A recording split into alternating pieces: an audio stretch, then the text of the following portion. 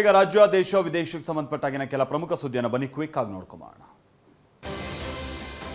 ಪಶ್ಚಿಮ ಬಂಗಾಳದಲ್ಲಿ ಭಾರೀ ಸಂಚಲನ ಮೂಡಿಸಿದ ಮತಪಟ್ಟಿ ಪರಿಷ್ಕರಣೆ ಕರ್ನಾಟಕದಲ್ಲೂ ನಡೆಯಲಿದೆ. 3 ಕೇಂದ್ರಾಡಳಿತ ಪ್ರದೇಶ 16 ರಾಜ್ಯಗಳಲ್ಲಿ ಮತಪಟ್ಟಿ ಪರಿಷ್ಕರಣೆ ನಡೆಸೋದಕ್ಕೆ ಚುನಾವಣಾ ಆಯೋಗ ಮುಹೂರ್ತ ಫಿಕ್ಸ್ ಮಾಡಿದೆ. ರಾಜ್ಯದಲ್ಲೂ ಪರಿಷ್ಕರಣೆ ನಡೆಯಲಿದ್ದು ಜೂನ್ 20ರಿಂದಲೇ ತರಬೇತಿ ಮತ್ತು ಸಿದ್ಧತೆ ಆರಂಭ ಆಗುತ್ತೆ. ಜೂನ್ 30ರಿಂದ ಮನೆಗಳಿಗೆ ಭೇಟಿ ಕೊಟ್ಟು ಮಾಹಿತಿ ಸಂಗ್ರಹಿಸುತ್ತಾರೆ. ಆಗಸ್ಟ್ 5ಕ್ಕೆ ಕರಡು ಮತದಾರರ ಪಟ್ಟಿ, ಅಕ್ಟೋಬರ್ 7ಕ್ಕೆ ಅಂತಿಮ ಮತದಾರರ ಪಟ್ಟಿ ಬಿಡುಗಡೆ ಆಗುತ್ತೆ.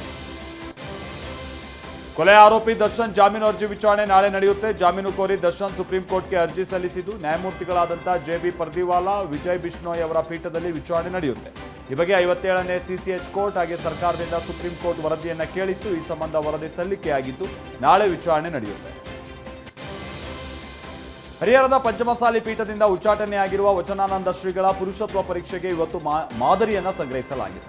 ಪೋಕ್ಸೋ ಬಲೆಯಲ್ಲಿ ಸಿಕ್ಕಾಕೊಂಡಿರುವ ಶ್ರೀಗಳಿಗೆ ಇವತ್ತು 5 ಗಂಟೆ ವಿಚಾರಣೆ ನಡೆಸಿ ವೈದ್ಯಕೀಯ ಪರೀಕ್ಷೆಗೆ ಒಳಪಡಿಸಲಾಗಿತ್ತು. ಕೂದಲಿನ ಮಾದರಿ, ಪುರುಷತ್ವ, ರಕ್ತ ಮಾದರಿ ಸಂಗ್ರಹ ಸೇರಿದಂತೆ ತನಿಖಾಧಿಕಾರಿಗಳ ಬೇಡಿಕೆಗೆ ಅನುಗುಣವಾಗಿ ಪರೀಕ್ಷೆಯನ್ನ ಮಾಡಲಾಗಿದೆ. ಸ್ವಾಮೀಜಿ ಎಲ್ಲ ರೀತಿಯಾಗಿಯೂ ಸದೃಢರಾಗಿದ್ದಾರೆ, ಯಾವುದೇ ತೊಂದರೆ ಇಲ್ಲ ಅಂತ ಡಾಕ್ಟರ್ ರಾಘವೇಂದ್ರ ಗುರ್ಗೋಜಿ ತಿಳಿಸಿದ್ದಾರೆ. ನಿರೀಕ್ಷಣಾ ಜಾಮೀನು ನೀಡಿದ್ದ ಕೋರ್ಟ್ ತನಿಖೆಗೆ ಸಹಕರಿಸುವಂತೆ ಸೂಚಿಸಿತ್ತು. ಅದರಂತೆ ಇವತ್ತು ವಿಚಾರಣೆ ನಡೆಸಿ ವೈದ್ಯಕೀಯ ತಪಾಸಣೆ ಮಾಡಲಾಗಿದೆ.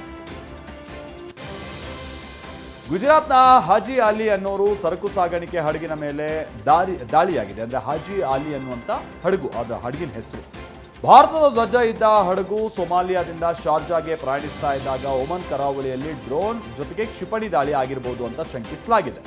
ದಾಳಿಯ ತೀವ್ರತೆಗೆ ಜಾನುವಾರು ಸಾಗಿಸ್ತಾ ಇದ್ದ ಹಡಗು ಸಮುದ್ರದಲ್ಲಿ ಮುಳುಗಿದ್ದು 14 ಭಾರತೀಯ ಸಿಬ್ಬಂದಿ ಪವಾಡ ಸದೃಶವಾಗಿ ಬಚಾವಾಗಿದ್ದಾರೆ. ಈ ದಾಳಿಯನ್ನ ಭಾರತದ ವಿದೇಶಾಂಗ ಸಚಿವಾಲಯ ಖಂಡಿಸಿದೆ. ಆದರೆ ಯಾರು ದಾಳಿ ನಡೆಸಿದ್ರು ಅನ್ನೋದು ಇವರಿಗೂ ಗೊತ್ತಾಗಿಲ್ಲ.